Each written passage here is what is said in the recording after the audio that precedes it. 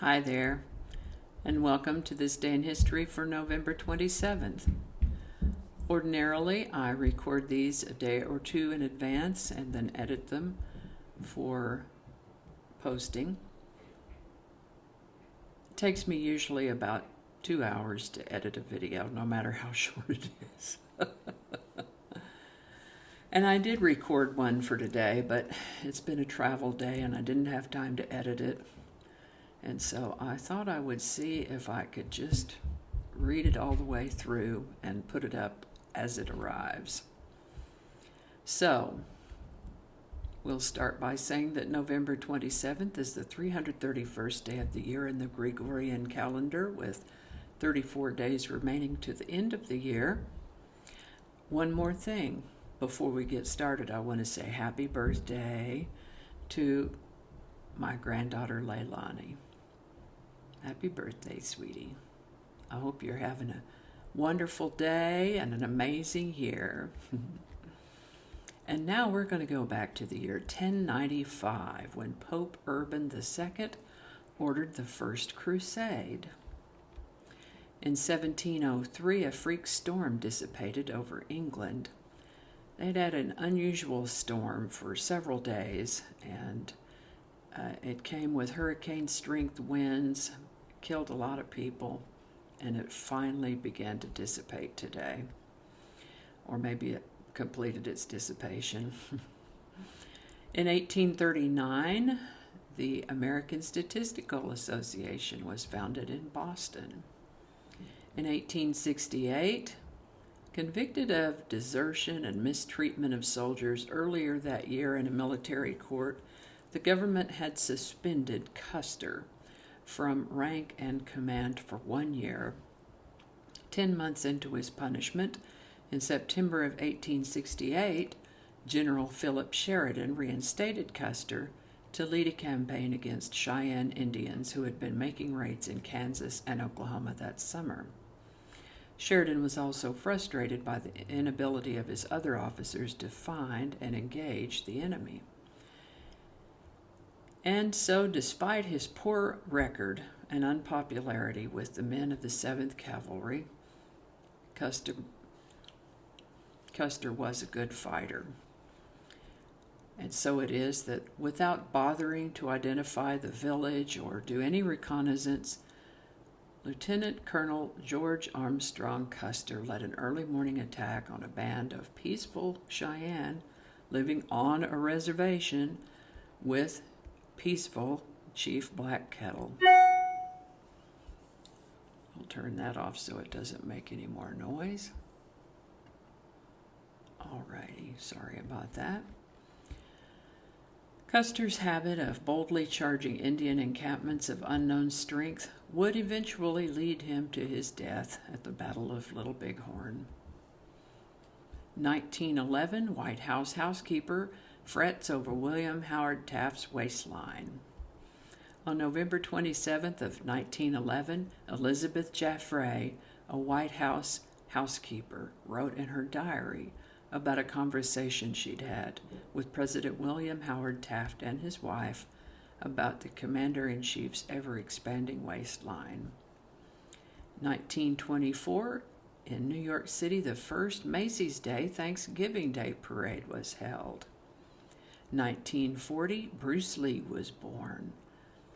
The martial arts expert and actor was born in San Francisco, California.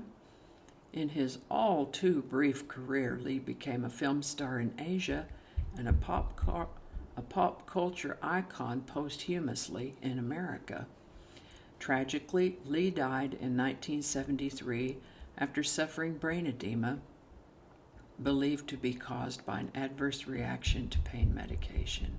He was only 32. In 1942, Jimi Hendrix was born. Wow. He also died too early. He was quite a phenomenal influence in music and died of a drug overdose when he was 27. In 1957, American lawyer and diplomat, 29th United States ambassador to Japan, Caroline Kennedy was born on this day in 1957, just 5 days shy of her 6th birthday. Okay, that's supposed to be a new sentence now. Just 5 days shy of her 6th birthday, her father, President John F. Kennedy, was assassinated. She's the only surviving child of President Kennedy and First Lady Jacqueline Bouvier Kennedy. See, this is why I edit them so heavily. You're going to get the raw video this time. 1965, Vietnam War. The Pentagon tells U.S. President Lyndon B. Johnson that if planned operations are to succeed, the number of American troops in Vietnam has to be increased from 120,000 to 400,000. That is a lot of young lives. 1978 in San Francisco, City Mayor George Moscone and openly gay city supervisor Harvey Milk were assassinated by former supervisor Dan White at City Hall in San Francisco. White, who stormed into San Francisco's government offices with a .38 revolver, had reportedly been angry about Moscone's decision not to reappoint him to the city board. Firing upon the mayor first, he then reloaded his pistol and then turned his gun on rival Milk. Now, look, this kind of approach never works. I mean, if he wanted his job back, you don't kill the boss or the guy who got your job. That's a terrible idea, very bad idea. I mean, it might just have been proof that there was a reason why he didn't get his old job back. I don't know. So, in 2001, a hydrogen atmosphere was discovered on the extrasolar planet Osiris by the Hubble Space Telescope, the first atmosphere detected on an extrasolar planet. Now, what does extrasolar mean? That just means an extrasolar planet is also known as an exoplanet. That just means it's outside the solar system.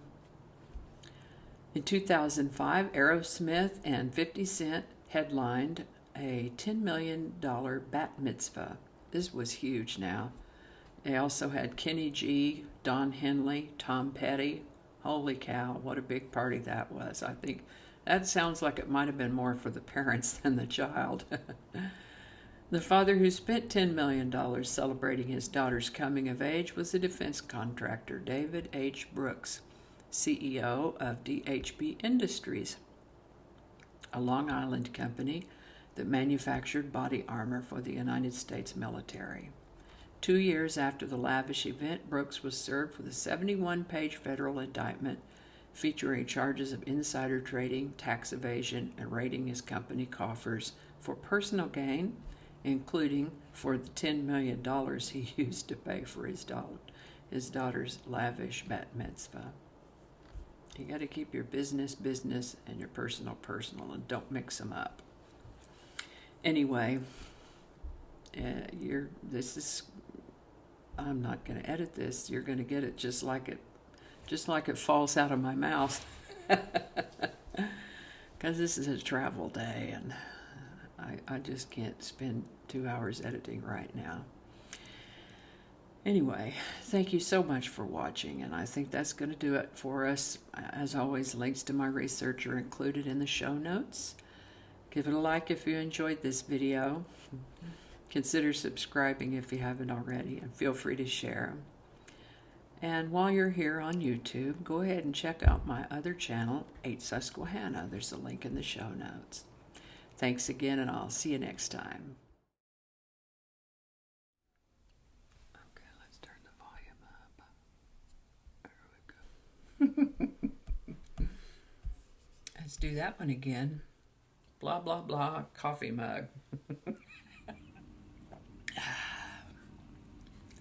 It's late enough in the day that we're off coffee and on fizzy water.